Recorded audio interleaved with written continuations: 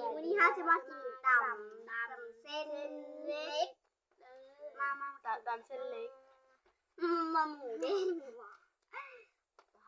แซ่บให้น้องๆนั่นซอก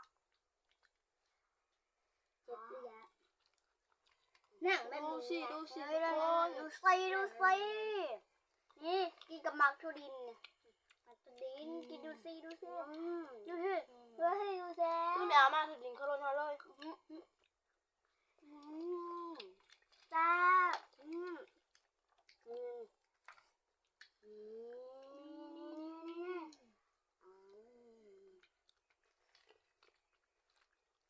ไข่ครับ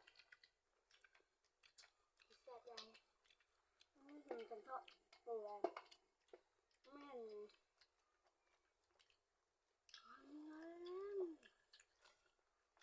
คือนี่ให้ก่อนเลยปลาได้เลย จะมาเหรอ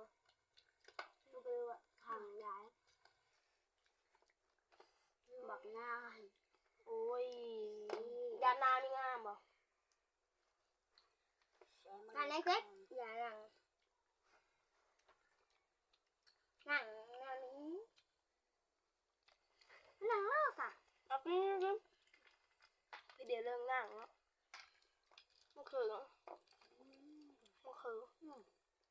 นังการให้เล็กๆมาคำยังละ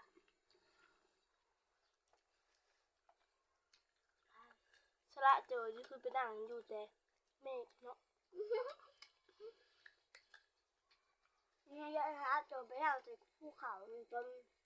ดาวดินเนาะ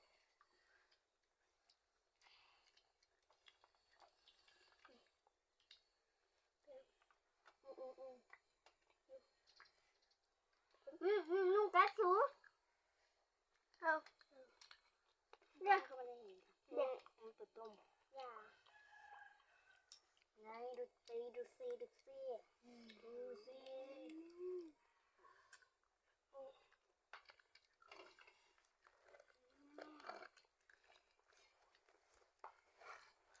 มันจะซัดน้อยหนึ่งยังเข้ามา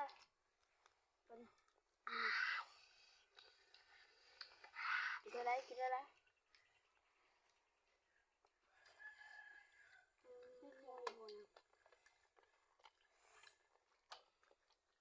แ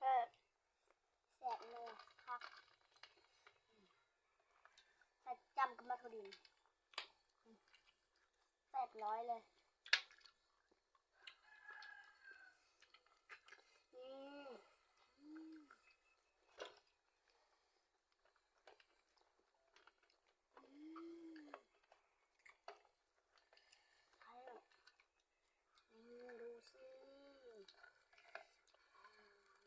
คือเดี๋ยวเลิกกันยา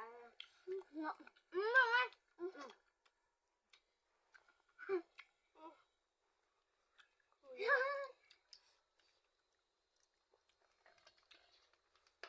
เดิน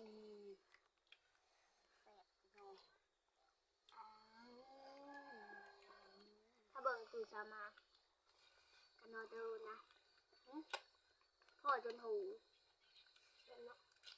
เลิกแต่ต่อกันมานานนะมือที่โตแม่กล้องเอาก็กล้องอ่ะแล้วกันจ้าเป็นว่าคนเลยวะนี่เนาะหายไปจุดที่มีโฆษณาอย่างจ้า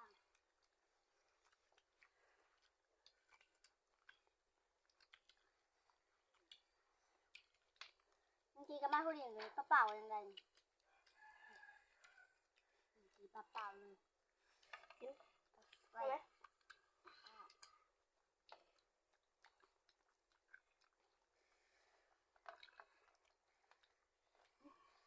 ก็มันจะบริษัทจีนเนาะ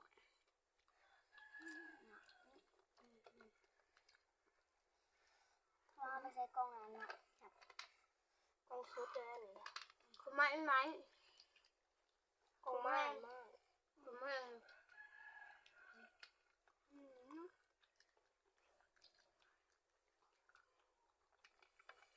แล้วเรามาขมจ้ะช ช่องคนช่องแซ่บแซ่บเอา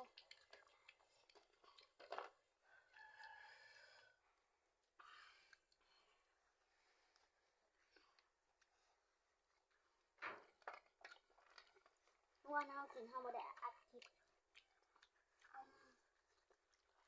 ด้วยไม่ใช่เมื่อวานไม่ใช่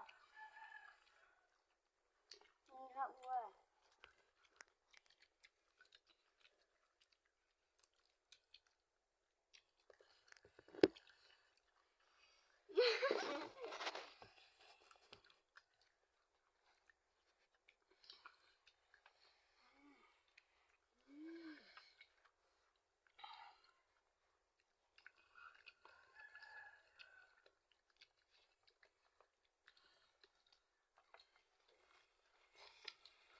ดูไส้ดูสิไปแล้ว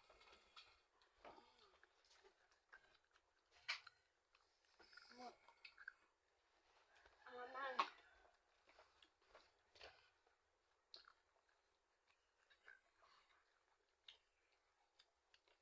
ดูสิเอา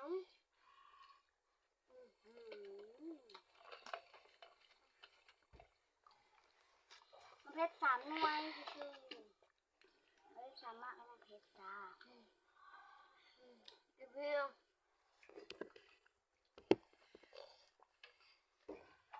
ผมถามเกินผมจะกินแบบเปล่าๆอันนี้มันเพชรแบนเด้อเพชรแบนถ้าเพชรได้กรอกระยะเลยมันไม้มันน้อยเป็นน้อยขุมแห้งโคตรขุม มันไม้ภาษาไทยคอเลยว่ะมันไม้ น่าอายกระตะบ้างนะ ปากกาต้า มาแบบ ปากกาต้าแถมแห้ง แค่ว่า ตอนนี้ถ่ายในเนาะการถ่ายในนอนนี่โอ้ยคงสวยงามกว่านี้ ถ่ายแล้วก็คือพร้อมใครมุมเฮาสิเปลี่ยนไปที่มุมฝนเนาะแสง เพราะอันนี้มันแสงจ้าเกินอ่ะ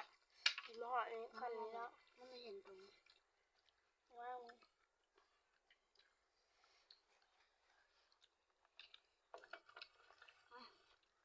มาเลย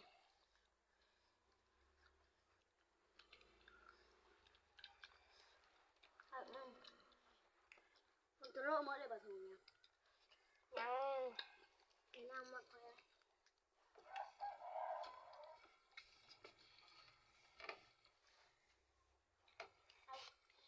เอากี่คนเลย อืมมาเดี๋ยวลูก เส้นหนึ่งมาปะนะนี่จะกินด้วย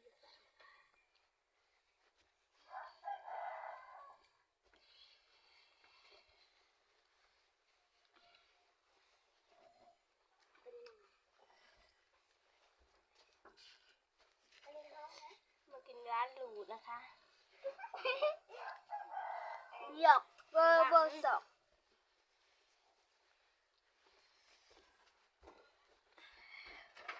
เพชรแห้งแล้วเบิ่งคือว่ามันเพชรแต่ว่าเสื้อเพชรสามารถอันนี้คือ ชอบเพิ่มอีก เสื้อเพิ่มอีกอ๋อสวยมันจะเพชร มะลีชอบเพิ่มสามาร ข้า ถ วโพ ไหน ดนะคะกินข้าวโพดหรือมาสลีนั่นเองพี่น้องเอ้ยมาเนาะพี่น้องข้าวกับสกินอันเดียวอันมันเดียวกินเนาะอันเสียงปุ้ยมันเดียวกินเนาะ เขาไม่เห็นเรา ข ก่อ อน งเธอจะซื้อมาสลีสามารถทักมาซื้อน้ำเฮาได้เนาะเฮาจะขายเป็นวิตเดอร์ซี่นี่ก็คือแบบบ่ได้ขายเนาะเพราะว่า มาสลีใบกุด ปิดกินเนาะพอเย็นปิดกินเลยโอ้ยโง่ลาย กินกับต่ำเลยเนาะเพื่อนแน่เคยกิน คนไทยเขาจะมากกินเลยจ้ะ ว่าอันถ้าจำฉันว่าตอนนั้นน่ะ จับเส้นเล็กนี่มันจะทำเอง ตำเส้นเล็ก อันตำไม่ได้อัดคลิปเพื่อเบิ่งตัวนะกินน้ำปลาฮักอะไรจะสั่งมาอันตำกุ้งกับปลาหมึกอันยั่วมาอะไรเขาซื้ออันนี้มาในพินาศรีประมาณนี้เขาซื้อมาเขาก็ประมาณแบบขาดแบบนี้เนาะประมาณนี่ประมาณนี้มานี้ ทุกคนอาจจะเคยกินแล้ว เพื่อเราเคยกินแล้วเนาะมาซารีเนาะอันเปล่าหนึ่งเท่าเลยเป็นเปล่าเนาะขาย ขาดเป็นปลาสองเซนมันจำนาคน ปลาส ส อ อง งไหม เซน ต้นจำนาสองคน แต่หน้ากัดอุ้ยจับอยู่นะจับอยู่ดู ลองทำตัวคือเดียวบ่กับอีต้นมงคลคือเดียวบ่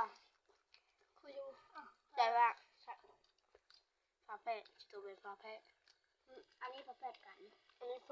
ากระแตะเนาะอันนี้กับอันนี้ฝากระแตะ นี่ อันนี้กับอันนี้แล้วเป็นฝากระแตะ คนกระลังอันนี้เป็นปลากระแตะ แล้วเป็นฟาเฟ่อันนี้กับอันนี้แหละเป็นฟาเฟ่นุ่งเสื้อสีฟ้านี้กับอีนุ่งเสื้อสีส้มนี้ นี่กำลังไปสลีกำลังไป ว่า ส อี ลี อันนี้แหละเป็นยาโทษทีนะ อี คะ กำลังไปสลีนี่ โทษทีนะคะได้แล้วมาทำคอยนี้เพราะว่าอันเสียงมันจ้าเกินไงคนขอโทษเลยเด้อจ้า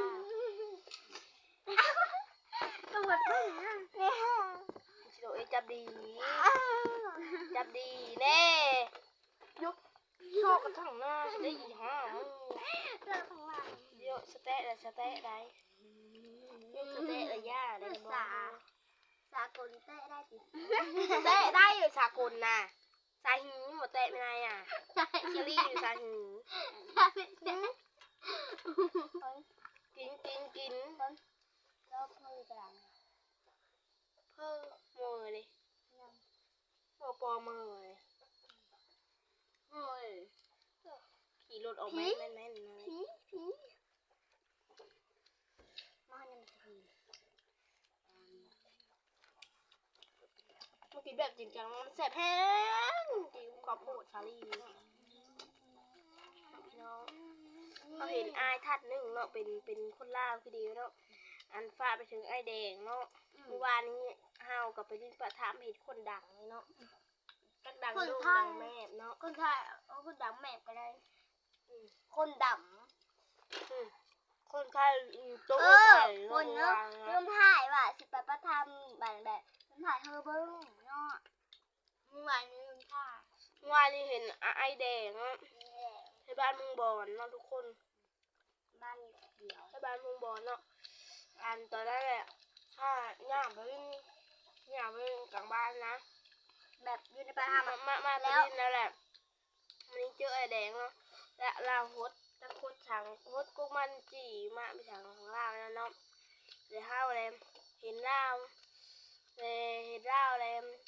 ฮดไปได้ห้องเพลงไปได้ห้าวแล้วอดหูเพลงที่เราห้องเนาะมาห้าวก็ลืมแล้ว เนาะแต่เพิ่งมาแกะให้เบิดก่อน เมื่อวานก็เห็นนะเดินบุญย่างมาหาห้าวตอนห้าวกินข้าวเนาะถึงจะบ่าวลอยนะไอ้แดงดูอัน บ่ลอยคือไอ้น้องเฮาเองเนาะ อันไอแดงจะเป็นช้างเนาะอันคลิปเผื่อกันเพื่อหัวกันไปเบิ่งเนาะส่องล่าว เพ นี่ ราะว่าแม่ไอ้แดงเป็นยาลาม จะเป็นทำว่าเป็นหูล่าวเองแล้วก็ตัวคลิปตัวหนึ่งเนาะบ่ฮู้จักช่องตัวเลยเนาะตัวล่าวอันเธอไปซอยไทยบ้านห้อยคาแล้ว อ่ะมันไปล่าคือชาวบ้านเขานะ บ้านคาเนาะไปซอยเลยบ้านคาเด้อ ใส่ เขา ข้าง ก็ น้ำหักหลังนั่น มือถ่ายแล้ว2-3หลังประมาณนี้เนาะ แล้วห้องน้ำ ถ่า ถ่าย แบบ แบบนี้นะ ถ่ายแบบว่านะเป็นนั่นเลยแบบอยู่เป็นมาแบบในกินข้าวนอนในชิลเลอร์ประมาณนี้นะ ถ้าแบบลูกค้าโคตรทุกเลยเฮ้ยแล้วเฮ้ยได้เรื่องอ่ะกันจนส่วนก็จะก็ใกล้ราคากาเพศบ้านเนี่ยเกาะไก่มึงก็จะไปเที่ยวเขาลายห้า บางแม่ทำตัวเองอ่ะจะได้จะขึ้น มันไปฮักนั่นเลย กำลังสร้างใหม่ เนี่ยเธอตูได้ตูตะลูชื่อได้เนี่ยตูตะลูชื่อได้ สาตูด สายตูชื่อได้เนี่ยแม่นเฮิร์นห้าวเนาะก็เป็นเฮิร์นการนี่บ้าจัดปาร์ตี้คู่เลย เนาะปั๊มปั๊ม ซื้อเพดานมาติดละเอ็ดเลย เอาแอร์มาหน่อย เอาแอร์มา5 หน่วยไปไหนแล้วก็จัดปาร์ตี้คู่โยเอาแล้วข้าวรวยเด้แจ้งมาไปคนเป็นต้น ฮะ คำมาปาร์ตี้แจ้งมาเป็นคนเป็นต้น อย่าลืม รวยแบบคนเป็นต้นนะแบบหนึ่งดีกว่าคันหนึ่ง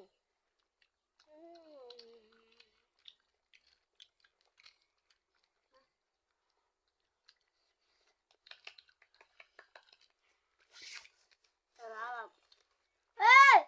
เมื่อวานนี้คือแบบแม่ชุบแป้งทาดาบ้างมาหอมมงหมดเลยพา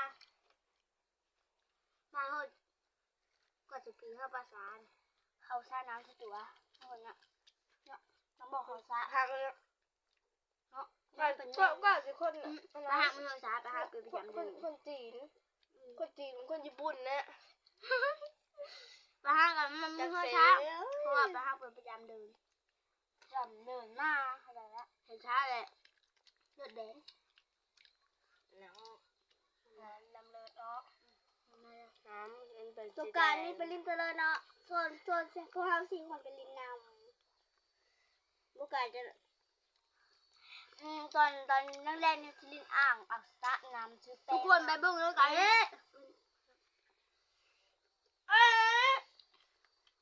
น้ามันเอาน้ำเฮนยาเหรอเจ้าเฮนมั้ง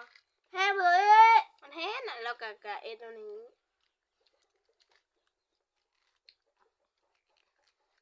แจกเราทุกคนแจกคือคนบริโภคเนาะแจกชาลีเนาะแจกแล้วแจกเนาะแจกข้างล่างคือละคน แจกเนาะแจกไอแอมาเราทุกคน ฝากไปติดตามช่องไอแอร์เลยเด้อช่องไอเหลือง กดติดตามก็หัดได้นะกดติดตามแล้วกดสั่งว่า ฝากไปอ ค ยู่ อมเมนต์เนี่ย ไปหาไอจีเด้อ แล้วมาแล้วทุกคน ไอมาแล้วแต่เอาไปคลิปถึงต่อ ติดต่อทุกคนถ้าผู้สนใจเนาะ เขาไม่ได้ยินเลยเนาะไม่ได้ยินหูดับ ลาวเอาไปสั่งเนาะลาวเอาติดต่อเนาะโอเคทุกคนเรามาแล้วเนาะ มาเนาะมาแล้ว เราเป็นแพทย์เป็นหมอเนาะ